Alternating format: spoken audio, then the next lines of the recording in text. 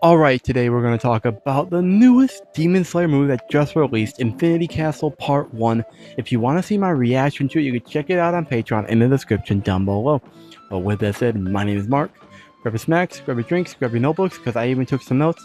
And let's talk about the movie. I almost said episode, but this is a movie. My reaction was over 3 hours long. I recommend you check it out. Anyways, I'm not going to go into the nitty gritty.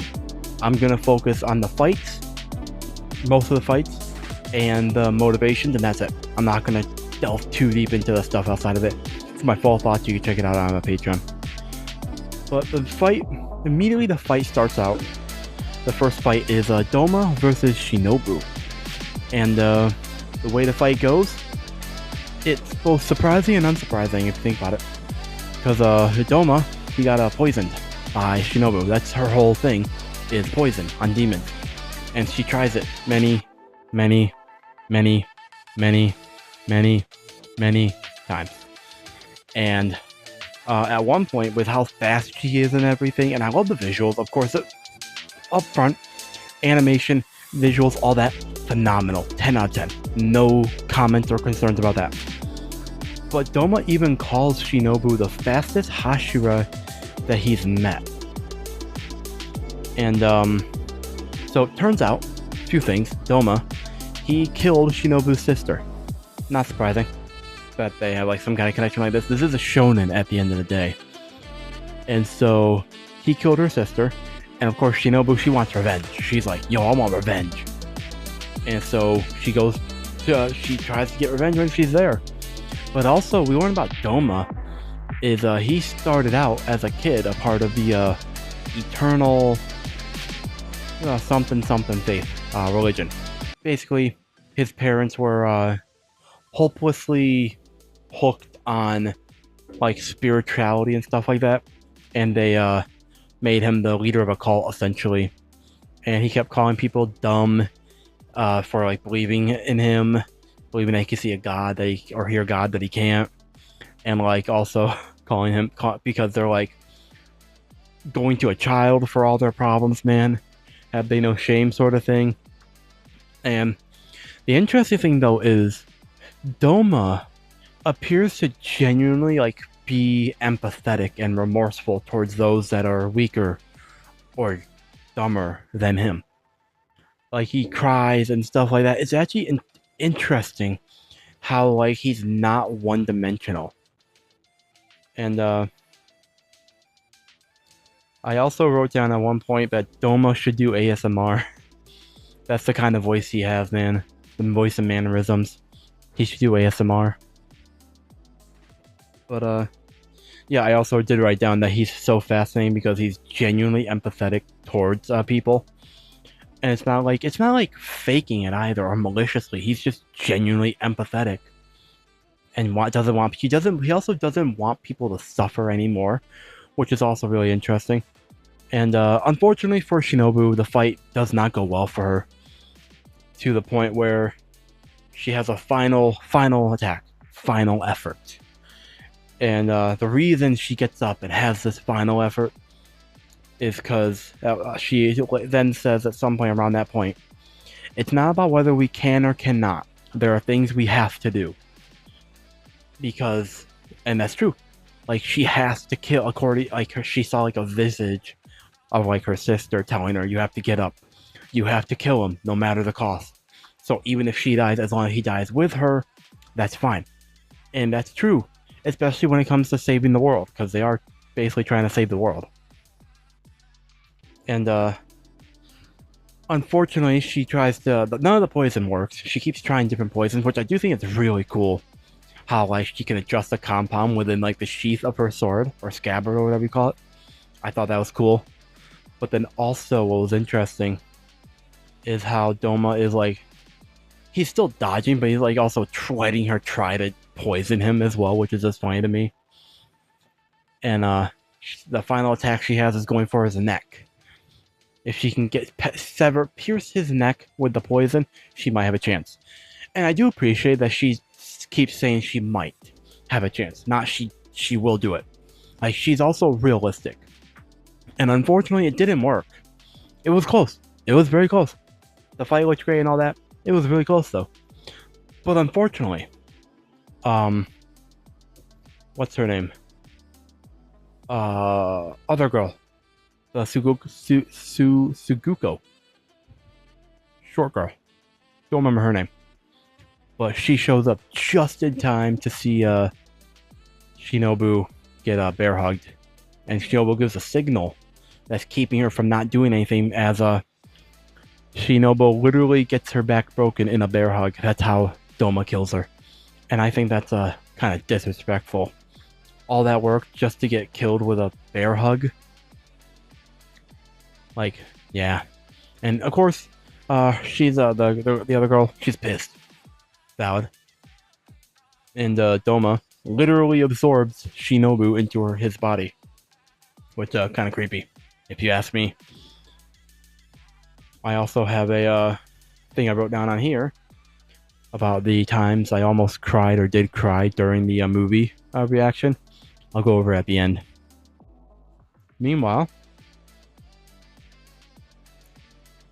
moving on, we get to see the next fight, which is Zenitsu versus Kaigaku, who became a demon. Kaigaku was the guy who became worked alongside Zenitsu as the Thunder Hashira guy. And yeah, that's not a great way to go, man. But before we get into that, we should talk about something that happened outside the castle, which is the master of the demon slayers. He had a plan. He prepared extensively, and that plan was having his some of his blood-related children become the lead, take over the leadership position. One kid in particular, his name is I have the name written down somewhere. Kirya, Lord Kirya, and they're in like a command center of sorts. I call it a command center, even though I doubt they called it that back then. And we learn that they can see inside the castle because Yushido is working within the castle, and using his blood art to like connect to like papers on crows that are flying around. And inside the command center, they're like mapping it all out, and it's actually really cool how they're doing it, bro. And but yeah, I do think it's impressive how the master foresaw all this so much. I do think it kind of sucks though that like the next person they have to rely on now is a kid as the master of the core. But if all works out, they won't need to have the Demon Slayer core anymore, so there's that, hopefully. And they have fast communication, and it's just really cool how they're like mapping everything out from the outside in. And also they use the flying crows, because there's a bunch of the crows flying around. They use the crows to announce Shinobu's death, which that sucks, man. That sucks. So that's how they know. People aren't happy about that one. But anyways, moving on back to the Zenitsu and Kaigaku fight. I'm also gonna breeze over this one because like it's pretty like self-explanatory. It goes really fast. But the reason Kaigaku became a demon is because they saw his worth and fed his ego. That's really what it came down to. And he was also given. It became a demon by Kokubo. Kokubo, that's his name, the 6-eye guy. And he made him a demon. And we also learn that the greater the swordsman, the longer it takes to become a demon, and the more blood it takes as well. Especially if you know like a breathing style, which I think is fascinating. Apparently, it took Kokubo 3 days. I don't know if that's a lot or not.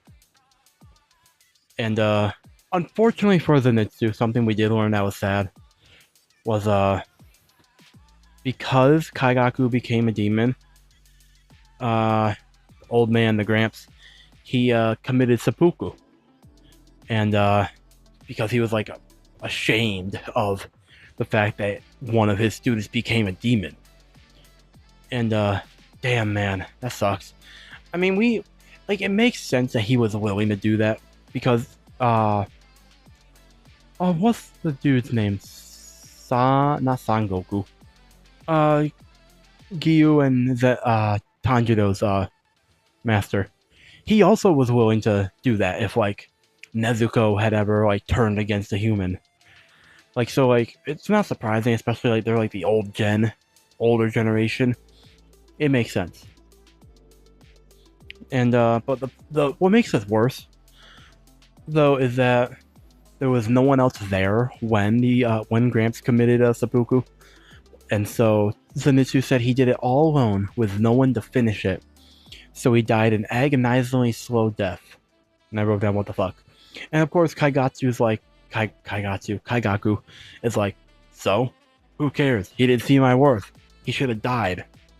So what? Sort of thing. Like he's just stacking on the layer of pissed that Zenitsu is becoming, man. And Zenitsu is pissed, man. And the way Zenitsu wins by using the 7th form. Howling Tiger, I think that's his name. And here's the thing: there's only 6 forms. He made a form, which I think is actually really dope, if you think about it that way. And that's how the fight ends, man. Although Zenitsu is almost gonna fall to his death as well, but Yushido comes in. He saves Zenitsu, but before he saves Zenitsu, he talks. He just like trash talks and crushes what remains of Kaigaku's spirit as his head is falling down, and just says like, "You're worthless. You're a coward," stuff like that. He just destroys this man or demon at this point, and then rescues Zenitsu, and it all works out with them, hopefully. And so, moving on. Again, as I said, I'm just going mainly through the fights, just running through them, telling my thoughts. Of course, this all looks good. I'm not going to keep glazing the animation because I'll be here all day. And the OST, incredible. I just really want to, like, talk about the fights, what happened in them, talk about my feelings on them.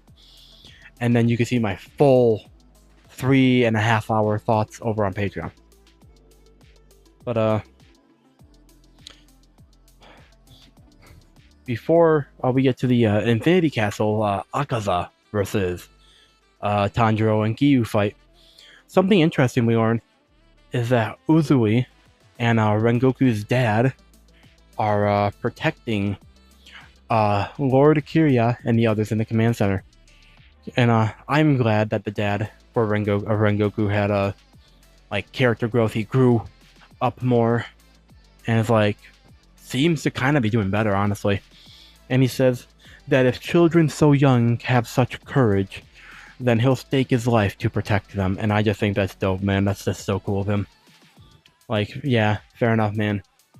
And I think the same. I think at this point, I think it's the same for like with Gramps and the guy that taught Sakonji,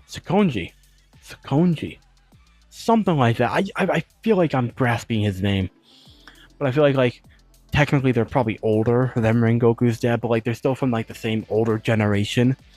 So I feel like they're more willing to stake their lives like this and all that, like more readily willing and easily able to say that.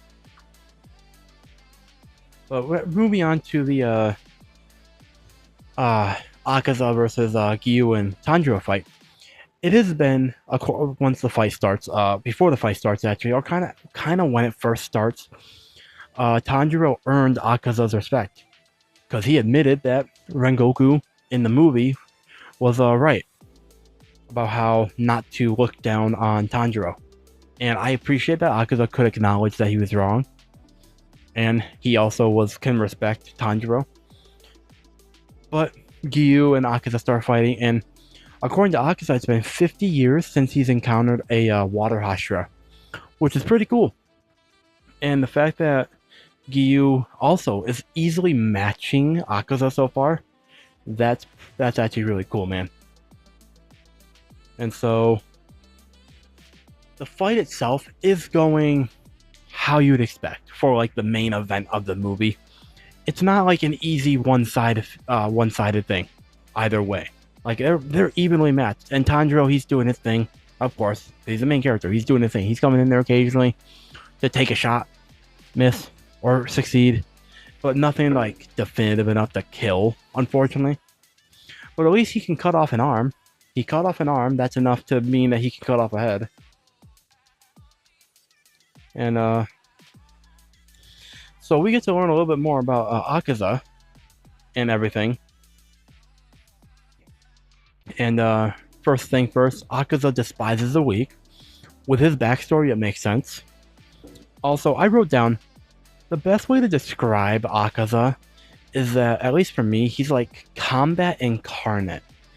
And that's like the most apt description for him.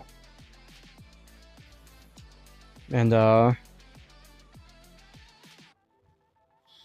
unfortunately, we get to a fight between mainly Tanjiro and Giyu, because Giyu gets sent flying back. At one point,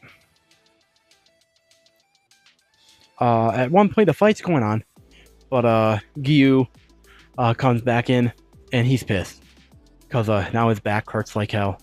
That's literally what he says, and I just think that's hilarious. But also, that's so real, man.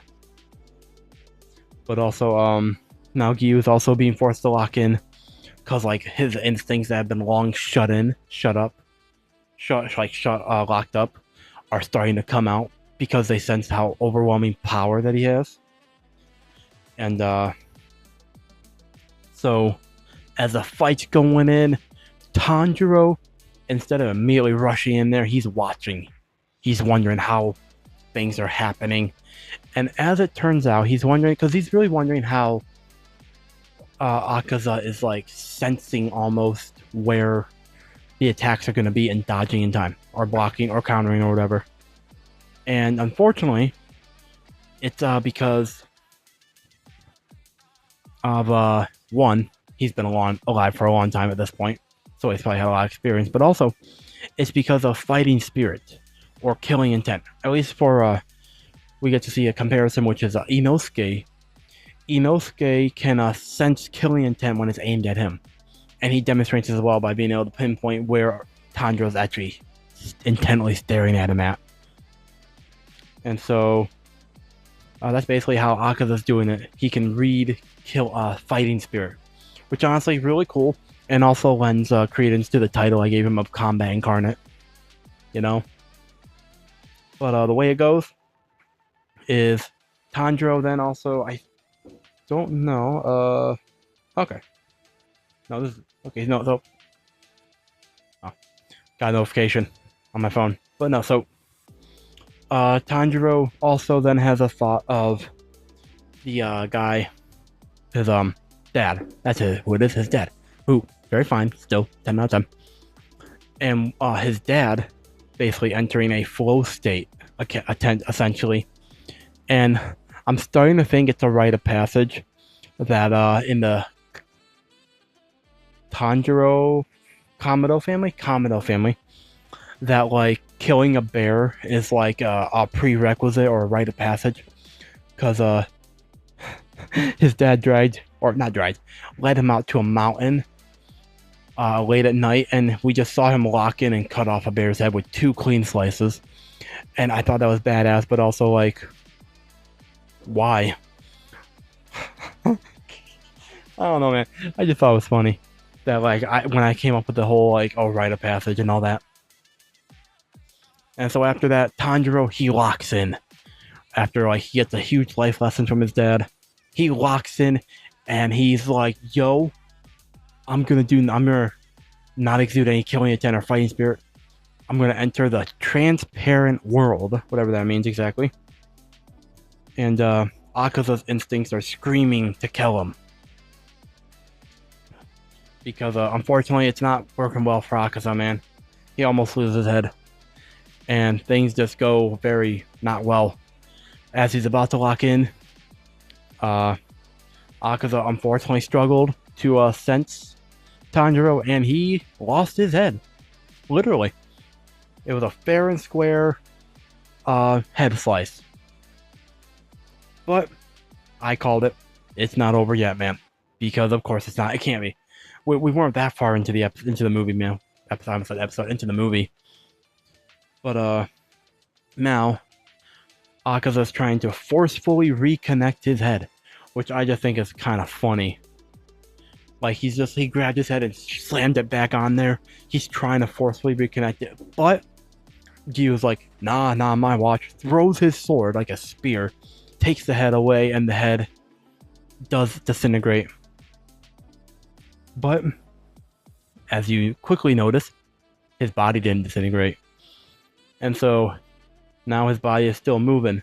And I asked the question of if it's like on instinct that his body is moving, or more like Akaza's just moving without being able to see now, like, but is like fully conscious still, or what. But as time is going on, things are not looking well now for them, man, at all. And Tanjiro notices how he's becoming like Muzan, and Akaza's head is no longer a weakness. Which, damn, man, that sign sucks, man. And unfortunately, my storage is starting to fill up on my phone. Very close. So we're gonna have to speed run this. So, luckily, Giyu is still fighting, but for how long? And when we get to this point where Giyu is still fighting and he questions how long, Tanjiro, he's out cold in a against the wall, just full flat out cold, and he's trying to stop Akaza's moving body from trying to go towards him. He's like fighting spirit and all that. Ready? I'm not dead. You gotta kill me first, sort of thing, and it's working. And finally, we get backstory. Again, I'm gonna speedrun this. I don't want to, obviously, but you can see my full thoughts as always over on Patreon. But anyways, backstory. Akaza's name, not Akaza. It's a Hakuji, and basically, he was a poor, unfortunate kid. I'm not like being sarcastic. He was genuinely unfortunate. His dad was sick, and he was trying to get medicine for his dad, but medicine's expensive, so he pickpockets. Unfortunately, he also does a lot of other stuff like crime and stuff to do it. And but unfortunately, he get caught. And so his whole monologue is he wants to be strong enough so that he doesn't get caught, doesn't get punished by the magistrate, and he doesn't get caught in the first place by being pickpocketed. And the people that retaliate, he wants to be strong enough to beat them up, sort of thing. Like, it's all about strength for him. And unfortunately, after the last time he got captured by the magistrate, the tattoos on his arms, those are indicator of pickpockets, which I think is strange. Interesting, but strange. Can they not be removed? Because they're tattoos, aren't they? Anyways, doesn't matter. But unfortunately for Hakuji, his dad hung himself because he got caught again. And it might be because he was disappointed in his son, but I think it really was so that Hakuji doesn't have to focus on him now, on his dad. He can like live his own life. He doesn't have to take care of him and stuff like that. I think he was in his own mind trying to do him a favor. And unfortunately for Akaza, Hakuji didn't quite work out so well initially. He gets into a lot of fights still. But that's where he meets a guy named AIZO, who beats him up before taking him to his dojo and to take care of his sick daughter.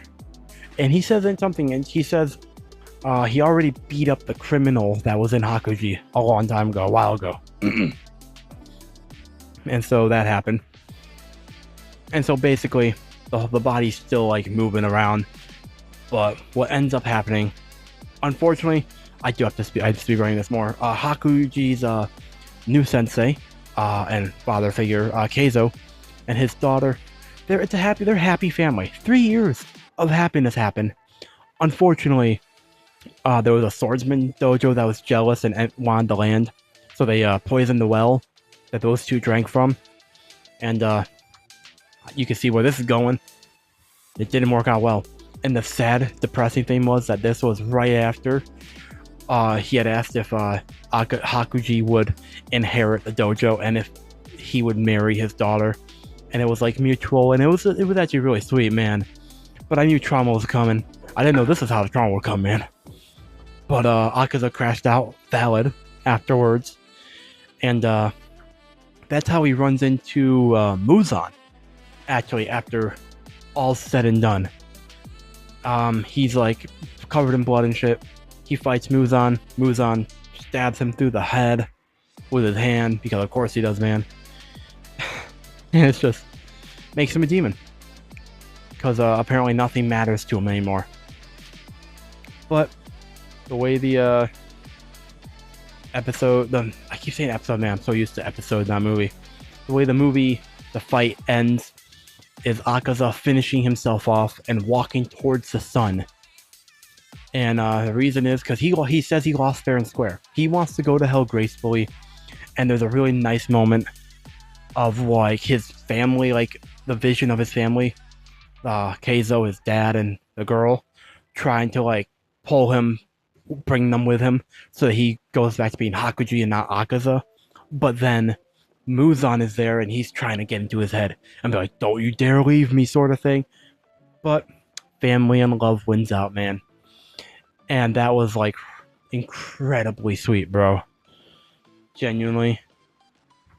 And it was just a really nice episode, man. I mean, nice movie. Jesus Christ, man. Unfortunately, Giyu and Tanjiro, while it's announced that they won, they also passed out from exhaustion. But Giyu, he passes out with his sword in the ground, like he's overfarming while he's sleeping. It's impressive, honestly. And we get some nice moments about the other characters, and like there's a lot of build up to the movie, man, to the second movie, and I don't know what's gonna happen, but I am very, very excited for it whenever it airs. I've heard rumors that's gonna air sometime in 2027. My guesses might be 2028, maybe. Who knows? If it's 2027, that'd be awesome, because that's also when season 2 of Lord of the Mysteries returns, and so that'd be like a whole fun thing. But anyways, moving on. Is there anything else that I wanted to say? Like, because as I said, I really just wanted to focus on the fights and stuff like that, and just breeze through this. So if you want to see my full thoughts, you can, of course, check out a Patreon. Hold on. Alright, so, real quickly, here are the top 5 times that I almost cried, then I gotta end the recording. I'm about to run out of space. Shinobu and the sister, I almost cried. Gramps telling Zenitsu, "You are my pride and joy," I cried. When the master's children are remembering their master and everything, that was really sad too. The end with Akaza and his family reuniting, that definitely made me cry. And then the crows telling Giyu and Tanjiro not to die. That genuinely cheered me up, man. But with that said, Patreon down below, subscribe, like, do all the good jazz. And until next time, my name is Mark. Never stop being yourself, stay safe, and I will see all you incredible people in the very next video.